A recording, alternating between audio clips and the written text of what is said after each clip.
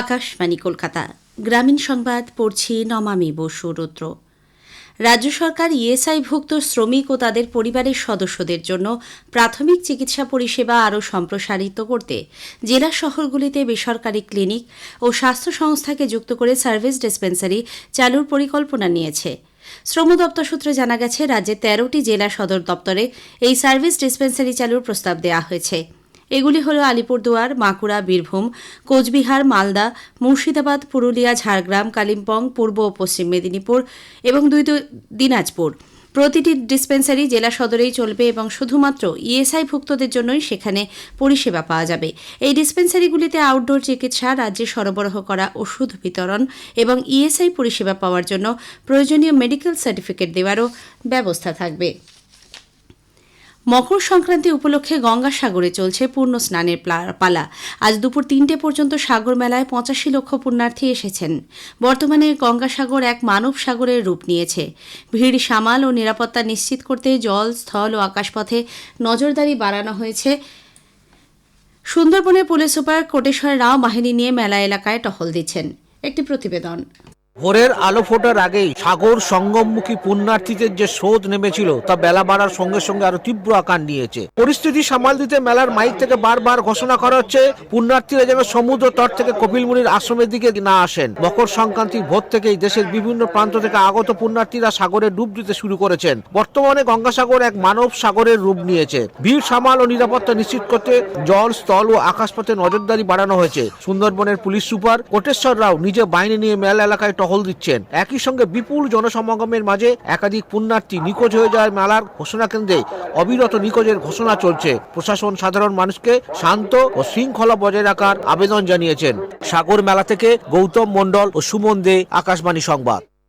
এদিকে মেলায় হৃদরোগে আক্রান্ত হয়ে অসমের বাসিন্দা মিঠু মণ্ডল নামে ৫২ বছর বয়সী এক পুণ্যার্থীর মৃত্যু হয়েছে। আরও ২ গুরুতর আহত রোগীকে উন্নত চিকিৎসার জন্য এয়ারলিফট করে কলকাতায় পাঠানো হয়। বিহারের দারভাঙ্গা জেলার বাসিন্দা ৫০ বছর বয়সী আশা দেবী এবং পূর্ব চম্পারণ জেলার পিপরা স্টেশন দামোদরপুর এলাকার বাসিন্দা ৭২ বছরের প্রেমাকান্তি দেবী, দুজনেরই পায়ের হাড় ভেঙে গেছে। দ্রুত চিকিৎসার জন্য তাদের কলকাতা আনা হয়েছে। বিভিন্ন অপরাধমূলক ঘটনায় গ্রেপ্তার করা হয়েছে ৬৭২ জনকে।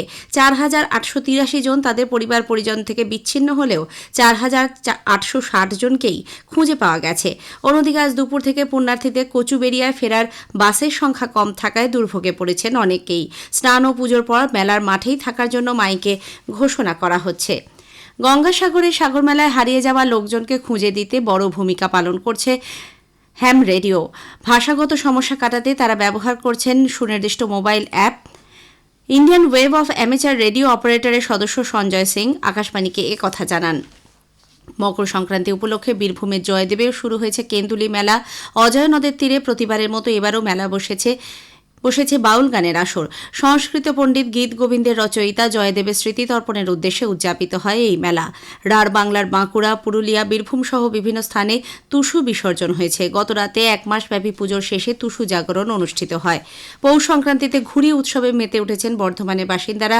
রাজ্যের অন্যান্য জায়গায় বিশ্বকর্মা পুজোর দিন ঘুড়ি ওড়ানো হয়, কিন্তু বর্ধমানে মকর সংক্রান্তিতে পিঠে পুলি উৎসবের সঙ্গেই ঘুড়ি ওড়ানোর প্রথা চলে আসছে রাজ আমল থেকে। কৃষি ও কৃষক কল্যাণ মন্ত্রী শিবরাজ সিং চৌহান গ্রামীণ অর্থনীতি আরও মজবুত করার জন্য গবাদি পশুর নতুন প্রজাতি সংরক্ষণের ওপর জোর দিয়েছেন। তিনি আজ নতুন দিল্লিতে গবাদি পশু প্রজাতি সংরক্ষণ সংক্রান্ত একটি পুরস্কার বিতরণী অনুষ্ঠানে ভাষণ দিচ্ছিলেন। শ্রী চৌহান বলেন, এ পর্যন্ত ২৪৬টি বিভিন্ন প্রজাতির গবাদি পশু চিহ্নিত করা হয়েছে। এর মধ্যে ১৬টি প্রজাতি আজ নথিভুক্ত করা হয়।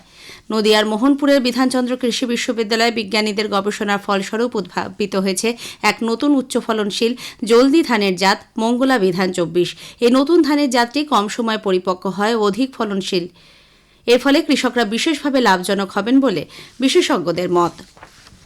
এ রাজ্যে তারকেশ্বর বিষ্ণুপুর নতুন রেলপথ প্রকল্পে ময়নাপুর, বড়গোপীনাথপুর, জয়রামবাটির মধ্যে দিয়ে ১৫ কিলোমিটার দীর্ঘ রেলপথের সূচনা হতে চলেছে। প্রধানমন্ত্রী নরেন্দ্র মোদী পশ্চিমবঙ্গ সফরে আগামী ১৮ জানুয়ারি এই নতুন রেলপথের সূচনা করবেন। এই উপলক্ষে প্রধানমন্ত্রী ময়নাপুর ও জয়রামবাটির মধ্যে নতুন ট্রেন পরিষেবার উদ্বোধন করবেন বলে রেল সূত্রে খবর। এই ট্রেন পরিষেবা চালু হলে স্থানীয় বাসিন্দা ও যাত্রীরা যেমন উপকৃত হবেন, ব্যবসা বাণিজ্য, পর্যটন শিল্পের বিস্তার ঘটবে বলে আশা করা হচ্ছে। সারা রাজ্যে শীতের আমেজ অব্যাহত, তবে রবিবার থেকে তাপমাত্রা কোথাও কোথাও 2 থেকে 3 ডিগ্রি পর্যন্ত বাড়তে পারে বলে আলিপুর আবহাওয়া দপ্তর পূর্বাভাস দিয়েছে। গ্রামীণ সংবাদ শেষ হলো। এর পরের খবর সন্ধ্যে 7:35 মিনিটে।